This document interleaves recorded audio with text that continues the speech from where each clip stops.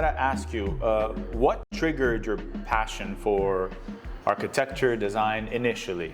Take me back. Well, I've always been interested in structures and not realizing structural theory and how materials behave with tension and compression and spans and these combinations of systems.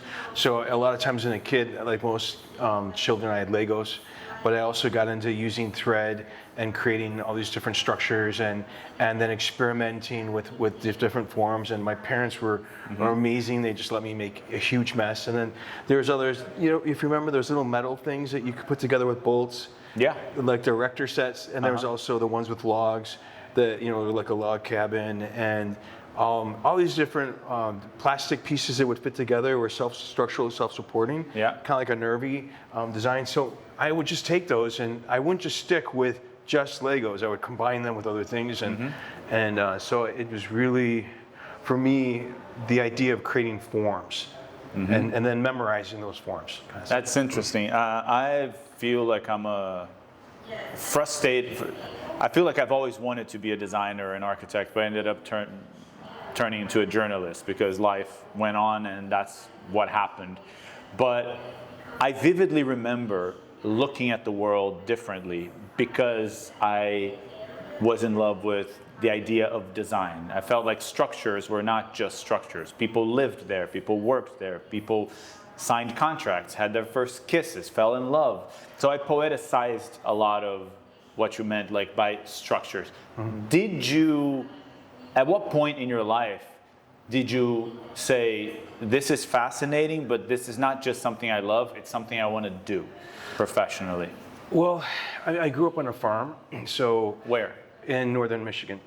And I always was fascinated by barns, wood frame barns, and we would also participate, particularly with the Amish, and they call it a barn raising weekend. Interesting.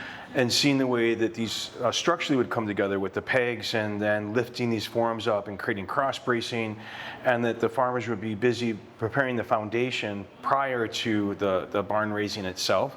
So that, and also they're enormous spaces, and they house, and the lower level they have cows, and the towers would be silage. They're very programmatically important adjacencies, dealing with crosswinds and extreme temperature changes, and you have to be careful with off-gassing with alfalfa and all that kind of stuff. So that I found was really interesting. And then my parents' house, it was an 8-bedroom house built by a lumber baron. Wow. So it was this near what was, it's not long gone, it was a ghost town and a railroad crossing. So that was fascinating. There was a public formal space, the parlor, with this beautiful grand staircase. And then there off of the kitchen was a servant staircase that would wind up and that would go to those rooms. And so you could see, you know, very clearly this house was organized by something that was intended on display, almost propaganda, you know, like the idea of, it was placed on the street to be on the top of a hill.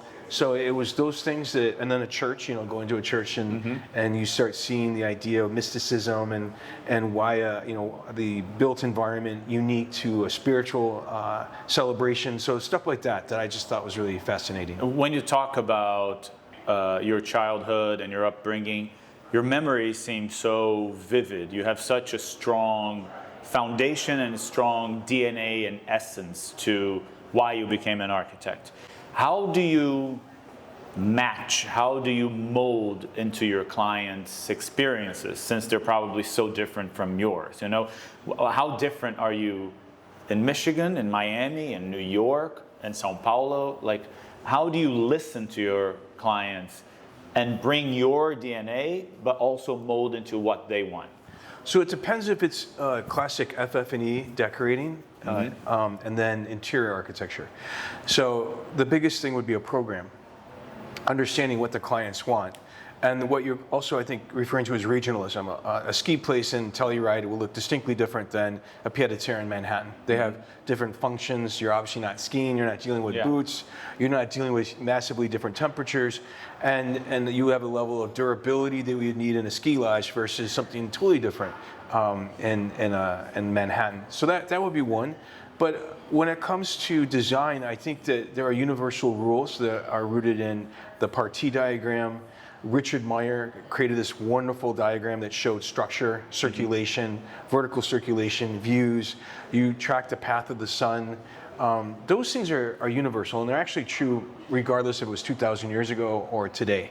And so looking at the idea of public, private, you were talking about Central South America, and our Venezuelan clients, they would have two kitchens, one that was for display and one that was for cooking. Oh, wow. And then for our Jewish clients, we have programmatic needs that are distinctly different as well. So you really need to get into who they are and where it is and what they need. Do they have children? Do they have 6 children? Do you have a lot of guests? Do they like to entertain? Do you have to worry about bringing in catering equipment, storing, and stuff like that? So I would say the biggest one would be program. And then tethered to that is budget, timeline, and then scope and fee. Without knowing those things, you really can't do a design. You're undeniably successful. Why Miami? You could be anywhere. You could be successful in any city. Why Miami? Well, actually, prior to meeting Jay, my business partner, I was living in Beirut for 2 years. And one of my favorite places on earth. It's a lot of, and I still have friends that are there, though a lot of them have gone to London and Paris or New York. And then prior to that, I was living in San Francisco for 7 years. And I've actually lived in lots of different places. I studied in Florence and architecture school, and I've been lucky to travel a lot. Miami, I felt was an opportunity. Partly Jay was already here, but it seemed to me there was a love with design. And if you look at Central South America, again, modernism is key. Oscar Niemeyer, there's a strong, rich tradition in Brazil. Yeah. And I think that Miami values that, and I do. I felt that San Francisco was a bit too provincial, and that the scene in Manhattan was already flooded with talent. So it seemed like Miami was a great place to start a practice and to expand, and that some people that love design. I will say that we started on Fort Lauderdale, and not making fun of Fort Lauderdale, but people in Miami are going to spend more money on FF&E than necessarily Fort Lauderdale. There's something about being here that people are embracing. Zaha Hadid building 1,000 museum. People are expecting more, and so I think that's definitely changed in the last 15 to 20 years, and it's only more the case. It's only getting more developed in people's expectations and what they want. Miami's changed a lot in this time. Just one more question. We're talking about Miami, a place in which you look to one side, you have, Art Deco constructions. This is the Art Deco capital of the world. To the other side, you have the Jean Nouvelles, the Frank Gehry's, the Zaha Hadids, the super modern architecture, the Calatravas. When you look at Portobello, where we are right now, you have sort of the conventional small tiles that people would think for their homes, and then you have ambitious partnerships with like Le Corbusier Foundation and Pritzker winners.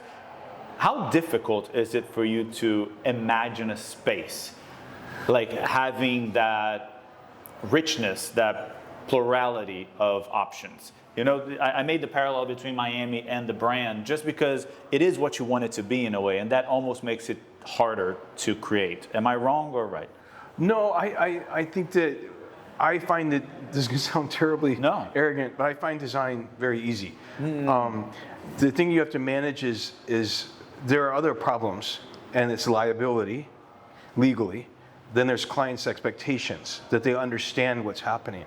There's a lot of very talented designers, but you have to go back to budget, fee, timeline, scope. If you can't do those things, if you're not operating within the budget, that's the challenge. And then when you start to incorporate mechanical, electrical, structural, sprinkler, you're doing security, audio, visual, you're working with a pool consultant, a landscape architect, you have a team then. So those are the things, those are the challenges. You're looking at all these different people bringing expertise, but also managing liability. So that's a trick, right? Yeah.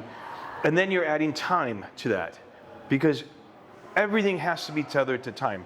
The longer a project takes, the more likely to make a mistake. And so you're going back to managing expectations. So going to the portfolio product, I like large format sizes. So do I. We like rectangles. I love terrazzo. We like finishes and textures. We like to keep that. We would avoid intense color or pattern, and we tend to, so looking at this amazing showroom, Yeah. that also in a building I think is very fun, Yeah. that's extremely visible as you exit into the design district, and it's iconic in terms of the shape. It almost does feel Brazilian in a way. That design, going back to the idea of what we need a program, we need a budget. Designing a space, particularly the clay model or the concept, is immediate. I don't perseverate on coming up with 3 scenarios, partly because I don't have time, and I immediately jump into design. When I look at something, if I have all the information, the site, the budget, the program, the design is immediate. Then it's just coordinating with the other disciplines. And being careful also with the architect of record. You know, they are the boss, they lead the show. And then understanding contract documents and scheduling, then the contractor is essential. Yeah. Because you've got the means and methods, that's their responsibility. So you're providing design intent. So you want to be able to work with a bunch of different people. And that's the challenge, not the design. Everything that comes with it. Yeah. Thank you so much. Yes. It was such a pleasure. Thank you.